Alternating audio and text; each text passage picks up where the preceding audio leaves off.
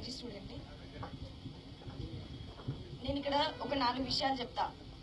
ఏంటంటే నేను first year ఇక్కడ జాయిన్ అయినప్పుడు, నేను జాయిన్ అయినాక 2 రోజులకి అక్కడ టెంట్ వేసిల్లు. ఆ టెంట్ కింద నేను ఫస్ట్ ఇయర్ స్టూడెంట్, నాకేం తెలియదు. సీనియర్లు వచ్చి మీరందరూ అక్కడ కూర్చోవాలి, మనం తెలంగాణ కోసం చేస్తున్నామని చెప్పేసి ముందట కూర్చోబెట్టిండు. అప్పుడు నాకేం తెలియదు, మాట్లాడమ్మా అంటే ఏదో మాట్లాడేది తెలియకుండా. కానీ అప్పుడు ఒకటే తెలుసు, తెలంగాణ వస్తే ఉద్యోగాలు వస్తాయని చెప్తుండే. ఆ ఒక్క మాట కట్టుబడి మేము అక్కడ మాట్లాడుతుండే కూర్చునేది. కొద్ది రోజులైనాక ఆ ఉద్యమం అయిపోయింది, తెలంగాణ వచ్చింది, అయిపోయింది.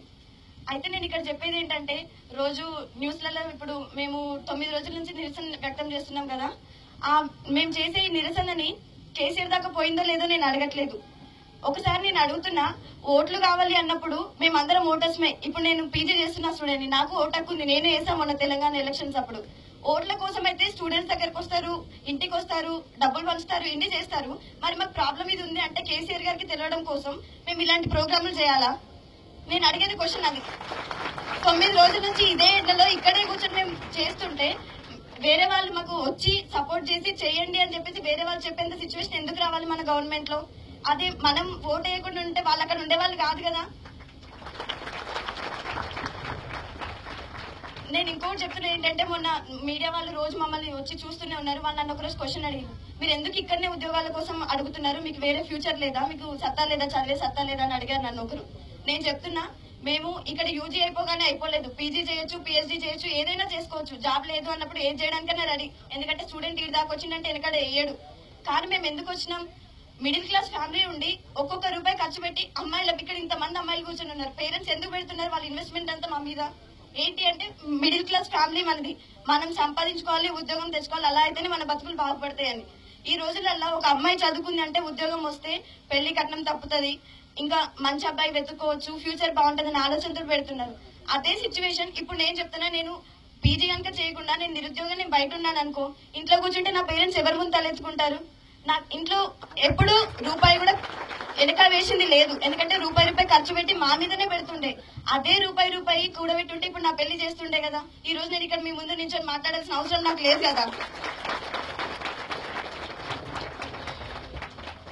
నేను ఇంకొకటి కూడా నేను చెప్తున్నా, నేను ఎవరికి అగేనెస్ట్ కాదు, కానీ ఒకటి చెప్తున్నా, నేను మా ప్రొఫెసర్స్ గురించి మాట్లాడుతున్నా. ఏంటంటే, హాలిడేస్ ఇస్తాం, ఇంటికి పంపిస్తాం, ఇక్కడ ఉద్యమం అనేది మొత్తం క్లోజ్ అవుతుంది, అసలు ఎవరు ఉండరు, అమ్మాయిలు అయితే బెదిరి భయపడిపోతారని చెప్తున్నా. అదే భయపడే అమ్మాయిలు అయితే ఈ రోజు మన ముందు ఇంతమంది కూర్చోరు, అంతేనా కదా? మేము ఇంటికి పోయి ఏం చేయాలి, అందరి ముందు తలదించుకొని కూర్చోవాలా? అంత తలదించుకునే స్టేజ్ ఉండేది ఉంటే ఎంసెట్ రాసి ఇక్కడ దాకా ఎందుకు వస్తాం? ఒకసారి ఎంసెట్ రాసిన విద్యార్థులం ఇక్కడ కోర్స్ తీసుకున్నాక 5 సంవత్సరాలు కోర్స్ కంప్లీట్ చేసి తీరా, సైన్స్ స్టూడెంట్స్ అంటే మీకు ఐడియానే ఉంటది, ప్రాక్టికల్స్, థియరీస్, 100 రకాల ఎగ్జామ్స్ పెడతారు, 100 రకాల వైవాలు జరుగుతాయి. అన్ని జరిగినాక మేము టీఎస్పీఎస్సీ ఎందుకు రాయాలి? టీఎస్పీఎస్సీ రాయాల్సిన అవసరం ఏముంది మాకు? ఇదే విషయమే లాస్ట్ ఇయర్ కూడా ఇక్కడే టెంట్ వేసుకొని ఇలాగే ధర్నా చేయడం జరిగింది. కానీ మమ్మల్ని ఎవరిని పట్టించుకోకుండా టీఎస్పీఎస్సీ రాయించారు. నేను కూడా టీఎస్పీఎస్సీ రాశాను. కానీ తీరా చూస్తే ఏంటి, జోనల్ రిజర్వేషన్ ఇష్యూ వల్ల నేను జాబ్ లేకుండా మిగిలిపోయా. అదే కాకుండా ఒకవేళ జోనల్ అనే ఇష్యూ లేకపోయింటే ఈ రోజు నేను నిరుద్యోగంగా ఉండేదాన్ని కాదు. ఇక్కడ నాకంటే తక్కువ మార్కులు వచ్చి కూడా 6th జోన్ లో జాయిన్ అయిన వాళ్ళు ఉన్నారు, 5th జోన్ లో జాబులు లేవు. మరి నేను గవర్నమెంట్ నేను క్వశ్చన్ చేస్తున్నా, ఒకటే తెలంగాణ మనం సాధించుకున్నది, మనం తెలంగాణ బిడ్డలం అందరం ఒకటే అంటారు, మళ్ళీ అందులో జోనల్ ఎందుకు? 2 జోనల్ గురించి ఎందుకు మాట్లాడాలి? అంతేనే కదా. అండ్ ఇంకొకటి, కొంతమంది నన్ను మీడియా వాళ్ళు ఈ మధ్యలో మమ్మల్ని క్వశ్చన్ చేసింది ఏంటంటే, మీరు ఎందుకు RLUs మాత్రం అప్గ్రేడ్ చేయండి అని మీ మోటో ఒకటే అది పెట్టుకున్నారు. మేము కాంట్రాక్ట్ గురించి అడగట్లేదండి. మీకు తెలుసు కాంట్రాక్ట్ ఇస్తున్నారు, మీరు ఇయ్యను అని చెప్పినవి మీకు తెలుసు, మీరు తప్పు చేసేలా తెలుసు. ఈ RLUs గురించి మాట్లాడడం ఎందుకంటే, మేము చేసేది middle class family, rural people, poor people ఎక్కడైతే ఉన్నారో గ్రామీణ స్థాయిలో వాళ్ళకి ఎన్ని కష్టాలు ఉంటాయో మాకు తెలుసు. మేము ఆ స్టేజ్ నుంచి వచ్చిన వాళ్ళం కాబట్టి మాకు సత్తా ఉన్నా, మేము పైకి పోయేది ఉన్నా కూడా అక్కడికి పోయి ఇండస్ట్రియల్ గా డెవలప్ చేసి ఏ బిజినెస్ కి లాభం చేయాలి? మేము కిందికి వెళ్ళి రూరల్ పీపుల్ కి సేవ చేస్తాం అంటున్నాం. ఆ గ్రామీణ పశు వైద్య కేంద్రాలు ఏవైతే ఉన్నాయో వాటిని పశు వైద్యశాలలుగా అప్గ్రేడ్ చేస్తే మాకు ఉద్యోగం వస్తుంది, మా కింద VAకి ఉద్యోగం వస్తుంది, మా కింద అటెండర్ OS కి ఉద్యోగం వస్తుంది. ఇంతమందికి ఉద్యోగాలు కల్పించే అవకాశం ఉన్నప్పుడు గవర్నమెంట్ ఎందుకు మమ్మల్ని పట్టించుకోవట్లేదు? మా మోటో వాళ్ళ దాకా ఎందుకు రీచ్ అవ్వట్లేదు? దాన్ని నేను చెప్పడం కోసమే ఈ రోజు నేను ఇక్కడ కూర్చోవడం జరిగింది. ఒక అమ్మాయి ముందుకు వచ్చి మాట్లాడుతుందంటే ఆ విషయం ఎవరికి అర్థం కాదా?